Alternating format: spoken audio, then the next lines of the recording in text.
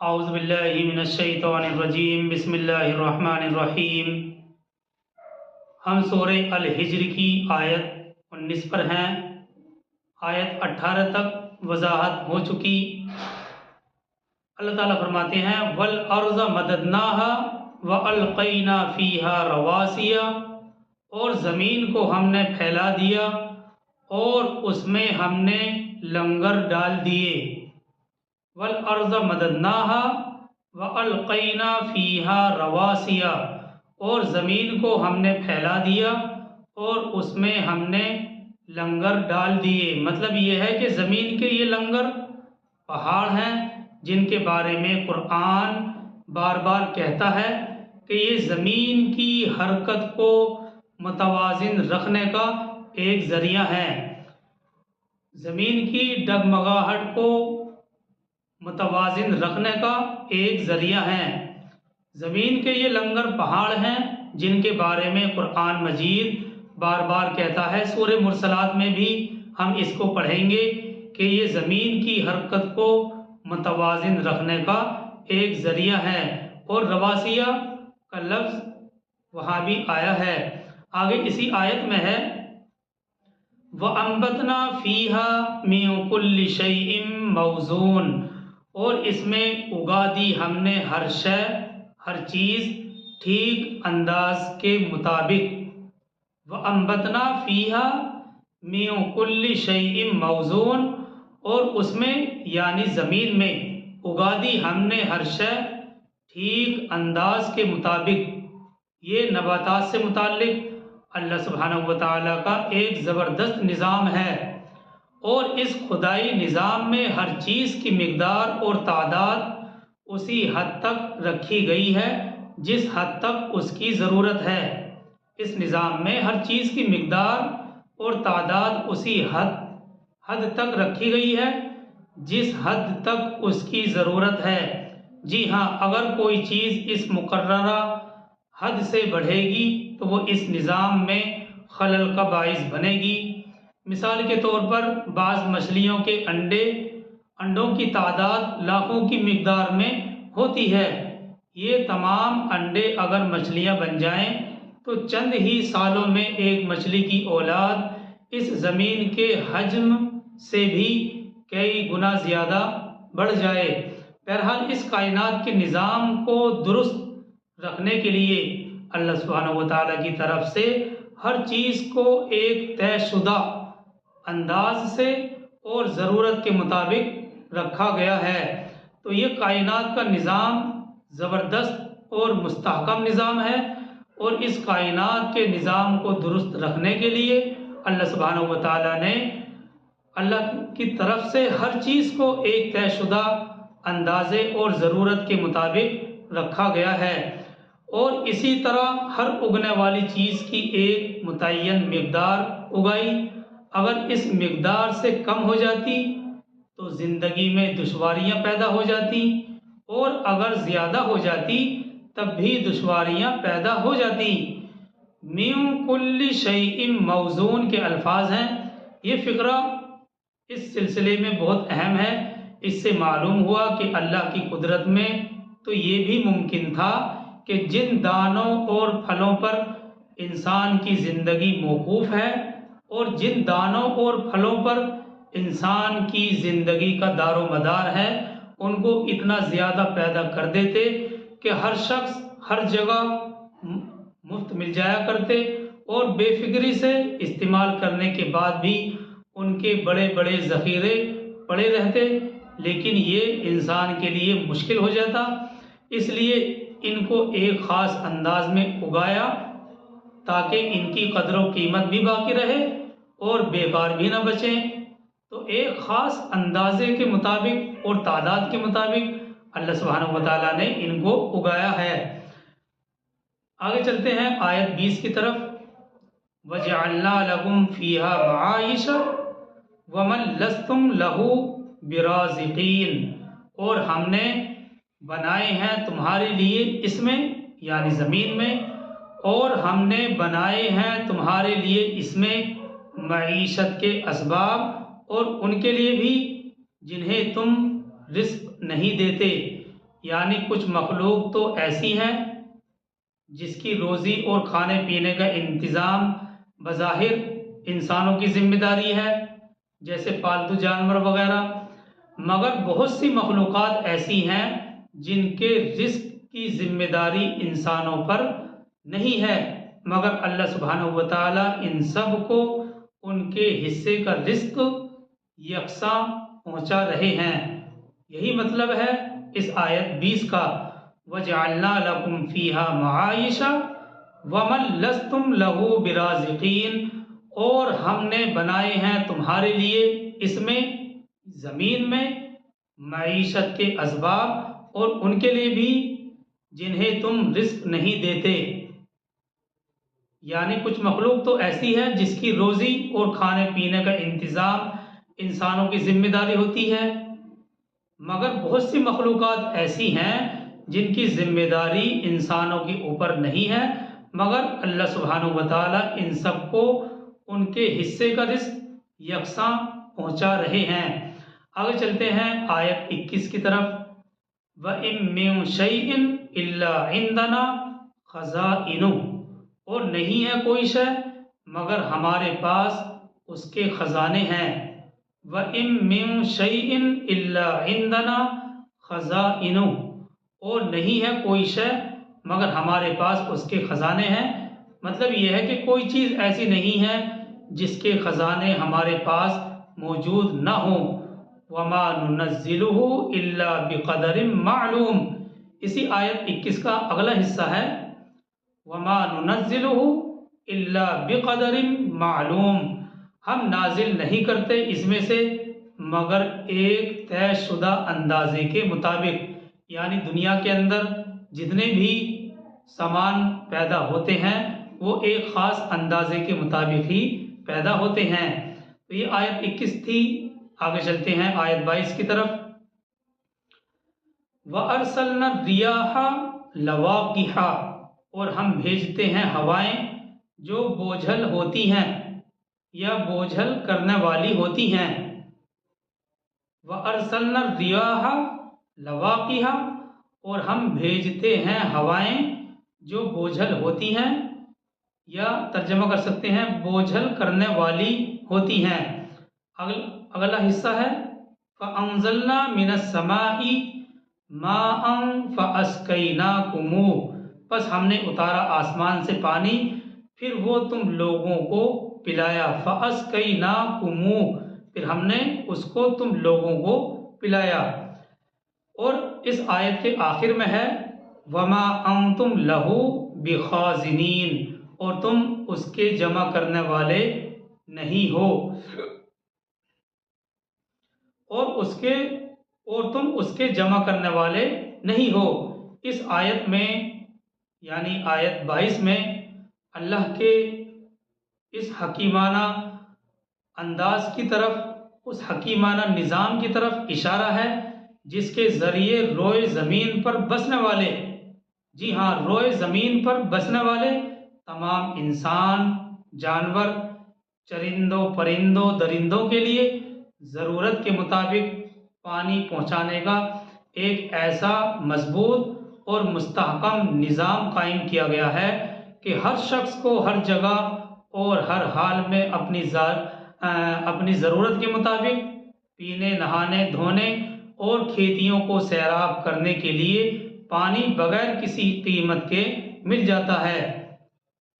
یہ اللہ سبحانہ و تعالیٰ کا جو نظام ہے بڑا ہی مستحکم اور زبردست، یہ اللہ کی طرف سے نظام قائم کیا گیا ہے کہ ہر شخص کو ہر جگہ اور ہر حال میں اپنی ضرورت کے مطابق پینے، نہانے، دھونے اور کھیتیوں کو سیراب کرنے کے لیے پانی بغیر کسی مشقت کے، بھاری مشقت کے مل جاتا ہے۔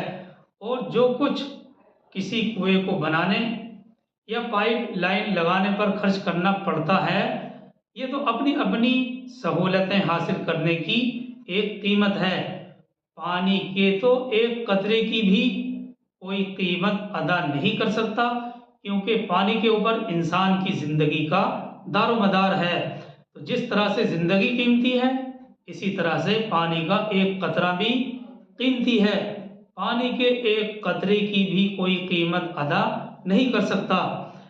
اس آیت میں پہلے تو اس بات کا ذکر کیا گیا کہ جس طرح قدرت الہیہ نے سمندر کے پانی کو پوری زمین پر پہنچانے کا عجیب و غریب نظام بنایا ہے کہ سمندر میں بخارات پیدا فرمائے جن سے پانی کا مواد یعنی مانسون پیدا ہوا، پھر اوپر سے ہوائیں چلائیں جو اس کو بادل کی شکل میں تبدیل کر کے پانی سے بھرے ہوئے پہاڑوں کی طرح بادل بنا دیں، پھر پانی سے بھرے ان بادلوں کو دنیا کے ہر گوشے میں جہاں جہاں پہنچانا ہے پہنچا دیں۔ پھر اللہ کے فرمان کے مطابق جس زمین پر جتنا پانی برسانے کا حکم ہے اتنا پانی پہنچ جاتا ہے۔ اس طرح یہ سمندر کا پانی زمین کے ہر گوشے میں بسنے والے انسانوں اور جانوروں کو آسانی سے مل جاتا ہے۔ تو یہ اللہ سبحانہ و تعالیٰ کا ایک زبردست نظام ہے جن سے پانی کا مواد یعنی مانسون پیدا ہوا، پھر سمندر سے بخارات اٹھے اور ان سے پانی کا مواد یعنی مانسون پیدا ہوا، پھر اوپر سے ہوائیں چلائیں جو اس کو بادل کی شکل میں تبدیل کر کے پانی سے بھرے ہوئے پہاڑوں کی طرف بادل بنا دے، پھر پانی سے بھرے ان بادلوں کو دنیا کے ہر گوشے میں جہاں جہاں پہنچانا ہے پہنچا دیں۔ پھر اللہ سبحانہ و تعالیٰ کے فرمان کے مطابق جس زمین پر جتنا پانی ڈالنے کا حکم ہے اتنا پانی پہنچ جاتا ہے۔ اس طرح سمندر کا یہ پانی زمین کے ہر گوشے میں بسنے والے انسانوں اور جانوروں کو آسانی سے مل جاتا ہے۔ اور دیکھیے مزید اللہ سبحانہ و تعالیٰ نے اس نظام میں ایک عجیب و غریب تبدیلی پانی کے ذائقے اور دوسری کیفیات میں بھی کی ہیں۔ اللہ سبحانہ و تعالیٰ نے اس نظام میں ایک اور عجیب و غریب تبدیلی پانی کے ذائقے اور دوسری کیفیات میں بھی کی ہیں، کیونکہ سمندر کے پانی کو اللہ نے اپنی حکمت بالغہ سے انتہائی کھارا اور ایسا نمکین بنا دیا ہے کہ ہزاروں ٹن نمک اس سے نکالا اور استعمال کیا جاتا ہے۔ حکمت اس میں یہ ہے کہ یہ عظیم الشان پانی کا کرہ سمندر جس میں کروڑوں قسم کے جانور رہتے ہیں اور اسی میں مرتے بھی ہیں، اور ساری زمین کا گندا پانی بالآخر اسی میں جا گرتا ہے۔ اگر یہ سمندر کا پانی میٹھا ہوتا تو ایک ہی دن میں سڑ جاتا اور اس کی بدبو اتنی شدید ہوتی کہ خشکی میں رہنے والوں کی تندرستی اور زندگی بھی مشکل ہو جاتی۔ اس لیے اللہ سبحانہ و تعالیٰ نے سمندر کو اتنا تیزابی اور کھارا بنا دیا کہ دنیا بھر کی غلاظتیں، دنیا بھر کی گندگیاں اس میں پہنچ کر بھسم ہو جاتی ہیں، ختم ہو جاتی ہیں۔ تو یہ بڑی حکمت، بڑی عجیب و غریب تبدیلی ہے، اور یہ ایک اللہ سبحانہ و تعالیٰ کا زبردست نظام ہے۔ غرض اس حکمت کی بنا پر سمندر کا پانی تلخ بنایا گیا جو نہ پیا جا سکتا ہے اور نہ ہی اس سے پیاس بجھائی جا سکتی ہے۔ بہرحال یہ ساری وضاحت آیت 22 سے سمجھ میں آئی۔ ایک بار پھر سے ترجمہ کرتے ہیں اس کا۔ وَأَرْسَلْنَا الرِّيَاحَ لَوَاقِحَ، اور ہم بھیجتے ہیں ہوائیں جو بوجھل ہوتی ہیں یا بوجھل کرنے والی ہوتی ہیں۔ فَأَنزَلْنَا مِنَ السَّمَاءِ مَاءً فَأَسْقَيْنَاكُمُوهُ، پھر ہم نے اتارا آسمان سے پانی، پھر وہ تم لوگوں کو پلایا۔ اور اس آیت کا آخر ہے وَمَا أَنْتُمْ لَهُ بِخَازِنِينَ، اور تم اس کے جمع کرنے والے نہیں ہو۔ بہرحال یہ ساری وضاحت اسی آیت 22 سے سمجھ میں آئی۔ آگے چلتے ہیں اس سورہ ہجر کی آیت 23 کی طرف۔ وَإِنَّا لَنَحْنُ نُحْيِي وَنُمِيتُ وَنَحْنُ الْوَارِثُونَ، اور یقیناً ہم ہی ہیں جو زندہ بھی رکھتے ہیں اور موت بھی وارد کرتے ہیں۔ وَنَحْنُ الْوَارِثُونَ، اور ہم ہی وارث ہوں گے۔ اللہ سبحانہ و تعالیٰ کہتے ہیں وَنَحْنُ الْوَارِثُونَ، اور ہم ہی وارث ہوں گے، ہم ہی ہیں جو زندہ بھی رکھتے ہیں اور موت بھی وارث کرتے ہیں، اور ہم ہی وارث ہوں گے۔ یہ کائنات، مطلب یہ ہے کہ یہ کائنات اور اس کی ہر چیز اللہ ہی کی ملکیت ہے، اور ایک وقت ایسا آئے گا جب ظاہری ملکیت کا بھی کوئی دعوے دار باقی نہیں رہے گا۔ مطلب یہ ہے کہ گویا کہ اللہ سبحانہ و تعالیٰ فرما رہے ہیں کہ تمہیں جو کچھ بھی ملا ہے یہ عارضی استعمال کے لیے ملا ہوا ہے، آخر کار ہماری دی ہوئی ہر چیز کو یوں ہی چھوڑ کر تم رخصت ہو جاؤ گے، اور یہ سب چیزیں جوں کی توں ہمارے خزانے میں رہ جائیں گی۔ آگے چلتے ہیں آیت 24 کی طرف۔ وَلَقَدْ عَلِمْنَا الْمُسْتَقْدِمِينَ مِنْكُمْ وَلَقَدْ عَلِمْنَا الْمُسْتَأْخِرِينَ، یہ آیت 24 ہے۔ اور ہم جانتے ہیں تم میں سے آگے بڑھنے والوں کو بھی، اور جانتے ہیں پیچھے رہنے والوں کو بھی۔ وَلَقَدْ عَلِمْنَا الْمُسْتَقْدِمِينَ مِنْكُمْ وَلَقَدْ عَلِمْنَا الْمُسْتَأْخِرِينَ، اور ہم جانتے ہیں، اللہ تعالیٰ کہہ رہے ہیں، اور ہم جانتے ہیں تم میں سے آگے بڑھنے والوں کو بھی، اور جانتے ہیں پیچھے رہ جانے والوں کو بھی۔ دیکھیے مفسرین کے اس میں بہت سے اقوال ہیں، لیکن کیونکہ یہ سورہ نبوت کے ابتدائی دور کی سورہ ہے، اس لیے جو اصح قول ہے وہ یہ، کیونکہ یہ سورہ نبوت کے ابتدائی دور کی سورہ ہے، اس لیے کہا جا رہا ہے کہ ہم جانتے ہیں ان لوگوں کو بھی جو حق کی اس دعوت پر فوراً لبیک کہیں گے اور آگے بڑھ کر قرآن کو سینے سے لگائیں گے۔ یعنی ہم جانتے ہیں ان لوگوں کو جو حق کی دعوت کو پہنچتے ہی فوراً قبول کریں گے، اس پر لبیک کہیں گے، اور آگے بڑھ کر قرآن کو اپنے سینوں سے لگائیں گے۔ اور ہم جانتے ہیں کہ والسابقون الاولون من المہاجرین والانصار والذین اتبعوہم بإحسان، پارہ نمبر 11 میں ہم پڑھ چکے ہیں کہ اس کے مصداق یعنی سابقون الاولون، پہلے سبقت کرنے والے، احسان کرنے والے، اس کے مصداق کون لوگ ہیں؟ اور ہم یہ بھی جانتے ہیں کہ حضرت ابو بکر صدیق پہلے پہل اسلام قبول کرنے والے ہیں، اور ہم یہ بھی جانتے ہیں کہ ابو بکر صدیق رضی اللہ عنہ کی تبلیغ سے طلحہ، زبیر، عبد الرحمن بن عوف، سعید بن زید اور بہت سے صحابہ رضوان اللہ اجمعین فوراً ایمان قبول کر لیں گے، ایمان لے آئیں گے۔ اور ہمیں یہ بھی معلوم ہے کہ وہ کون کون بد نصیب ہیں جو اس سعادت کو سمیٹنے میں پیچھے رہ جائیں گے۔ اس کے علاوہ بھی اور بہت سے اقوال اس آیت کی تفسیر میں نقل کیے گئے ہیں۔ بعض مفسرین حضرات کہتے ہیں کہ صف اول میں جو نماز پڑھنے والے ہیں وہ لوگ مراد ہیں، اور جو پیچھے نماز پڑھنے سستی برتتے ہیں، پیچھے رہ جاتے ہیں، وہ لوگ مراد ہیں۔ اس کے علاوہ بھی بہت سے اقوال اس سلسلے میں مفسرین نے بیان کی ہیں۔ بہرحال وَلَقَدْ عَلِمْنَا الْمُسْتَقْدِمِينَ مِنْكُمْ وَلَقَدْ عَلِمْنَا الْمُسْتَأْخِرِينَ، اور ہم جانتے ہیں تم میں سے آگے بڑھنے والوں کو بھی، اور جانتے ہیں پیچھے رہ جانے والوں کو بھی۔ آگے چلتے ہیں آیت 25 کی طرف۔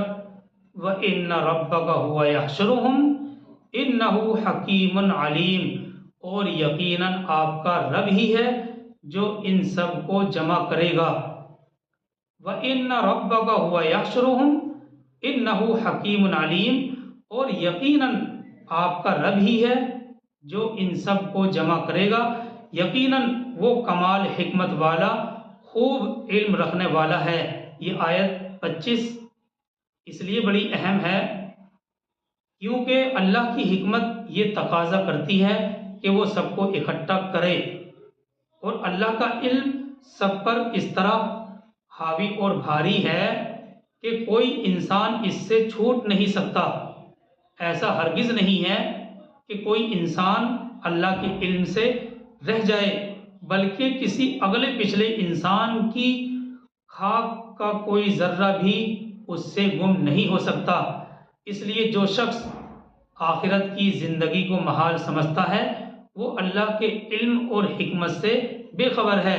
اسی طرح سے جو کفار اور مشرکین نے کہا تھا، جس کو سورہ نازعات میں ہم پڑھیں گے، اَإِذَا كُنَّا عِظَامًا نَخِرَةً، اس طرح جو شخص حیران ہو کر پوچھتا ہے کہ جب مرنے کے بعد ہماری خاک ذرہ ذرہ ہو جائے گی، ذرہ ذرہ ہو کر منتشر ہو جائے گی، ہواؤں میں پھیل جائے گی، تو ہم کیسے دوبارہ پیدا کیے جائیں گے؟ در حقیقت ایسے لوگ اللہ کے علم کی صفت سے بے خبر ہیں، اللہ کے علم کو جانتے ہی نہیں ہیں۔ تو یہ آیت 25 تک ہمارے سامنے وضاحت آ چکی، آیت 19 سے لے کر اور 25 تک وضاحت سامنے آئی۔ اس سے آگے انشاءاللہ ہم بعد میں کریں گے۔ اللہ تعالی ہم سب کو عمل کی توفیق عطا فرمائے۔ سبحان اللہ و بحمدہ، سبحانک اللہم و بحمدک، نشہد ان لا الہ الا انت ونستغفرک ونتوب الیک۔ سبحان ربک رب العزۃ عما یصفون وسلام علی المرسلین والحمد للہ۔